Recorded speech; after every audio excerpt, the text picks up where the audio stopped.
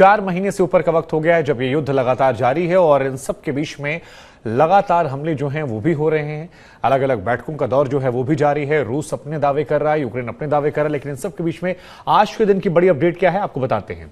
Finland और Sweden पर NATO के न्योते को लेकर कहा जा रहा है कि नाटो के न्योते के बाद रूस के राष्ट्रपति ने सख्त प्रतिक्रिया दी है और ये कहा है कि अब तक ये हमारे लिए खतरा नहीं थे, लेकिन अब जब ये शामिल हो रहे हैं नाटो में तो फिर इससे तनाव बढ़ेगा और ये समस्या होगी। फिनलैंड स्वीडन में अगर सैन्य इंफ्रास्ट्रक्चर खड़ा किया गया तो फिर हम उसे करारा जवाब देंगे। यूक्रेन के 2 राज्यों की स्वतंत्रता को मान्यता, यहां पर रूस को मिला है सीरिया का समर्थन और सीरिया ने यूक्रेन के अलगाववादी राज्यों को स्वतंत्रता की मान्यता दे दी है। तो सीरिया के हवाले से यहां पर जो सपोर्ट है वो निकलकर सामने आया है और ये सपोर्ट हम आपको बता भी रहे हैं। यूक्रेन के राज्यों को स्वतंत्रता देने वाला पहला जो देश है वो बना है सीरिया।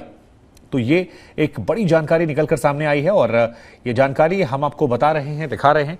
संयुक्त राष्ट्र सुरक्षा परिषद में भारत को लेकर चिंता जाहिर की गई है। यूक्रेन युद्ध में नागरिक ठिकानों को निशाना बनाए जाने पर भारत ने चिंता जाहिर की है और यूएन में भारत के उप प्रतिनिधि आर रविंद्र ने बयान दिया है। तो ये एक बड़ी बात निकलकर सामने आई है और जो जानकारियां आ रही हैं वो लगातार हम आपको बता रहे हैं। राजेश हमारे साथ जुड़े हैं। राजेश पवार, हम आपको बता दें हमारे यूक्रेन के संवाददाता हैं, कीव में राजधानी में मौजूद हैं, वेटरन हैं और पहले दिन से लगातार इस युद्ध को लेकर वो कवरेज कर रहे हैं। तमाम बहादुरी वाले रिपोर्ट्स उन्होंने आपको दिखाई जिस दौरान हमले हो रहे थे। और अब शुरुआत करते हैं राजेश हम आपसे।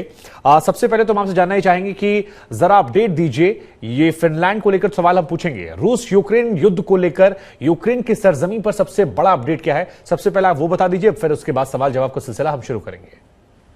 देखिए, जहां तक यूक्रेन का सवाल है शुभांकर, इस वक्त पूरी लड़ाई लीसिचांस एक शहर है जो सेवरोदोनेत्स्क शहर का ट्विन सिटी है, जैसे दिल्ली नोएडा है इस प्रकार से। और सेवरोदोनेत्स्क शहर पर बहुत घमासान हुआ था, बहुत भीषण लड़ाई हुई थी लगातार 3 से 4 हफ्ते तक। उसके बाद जब पूरी तरह से यूक्रेन सेना वहां गिर गई थी, उसके बाद उन्होंने फैसला किया था कि वो वहां से विड्रॉ कर रहे हैं और उन्होंने सेवरोदोनेत्स्क को छोड़ दिया था। और जो ये फौजी वहां से निकले थे, इन्होंने लीसिचांस्क जो कि एक ट्विन सिटी है सेवरोदोनेत्स्क की, वहां अभी पोजीशन ले रखी है एक हाई ग्राउंड के ऊपर। इसको चारों तरफ से अभी रूसी सेना ने घेर लिया है इस शहर को। ये आखिरी कस्बा है पूरे लुगांस्क प्रोविंस का जहां अभी लड़ाई होने वाली है। अगर इस पे कब्जा कर लेती है रूसी फौज, इसके बाद 100% लुगांस्क प्रोविंस, लुगांस्क ओब्लास्ट जो है, जो कि लुगांस्क रिपब्लिक बनने वाला है, जो सीरिया ने अभी रिकॉग्नाइज किया है, उस पर पूरी तरह से रूस का कब्जा हो जाएगा। इसके अलावा मिसाइल हमले लगातार जारी है यूक्रेन के डिफरेंट शहरों के ऊपर, चाहे वो पश्चिमी यूक्रेन में हो, चाहे वो सेंट्रल यूक्रेन में हो, चाहे वो नदर्न यूक्रेन में हो। इसके अलावा जो बाकी फ्रंट लाइंस हैं साउथ ईस्टर्न यूक्रेन में, दक्षिणी पूर्वी यूक्रेन में, वो लगभग अभी फ्रीज हो चुकी है। ज्यादा मूवमेंट ना यूक्रेनियन साइड से हुआ है ना रशियन साइड से हुआ है, सिर्फ आरटी एक्सचेंज हो रहा है, यानी कि तोप खाने और जो रॉकेट लॉन्चर हैं दोनों तरफ से सिर्फ वही इस वक्त फायर कर रहे हैं। इसके अलावा ज्यादा मूवमेंट बैटलफील्ड पर नहीं हो रही।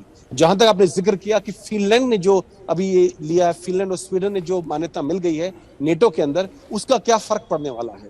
देखिए शुभांकर, फिनलैंड जो है उसकी लगभग 1000 किलोमीटर से लंबी सीमा जमीन के ऊपर वो रूस से मिलती है।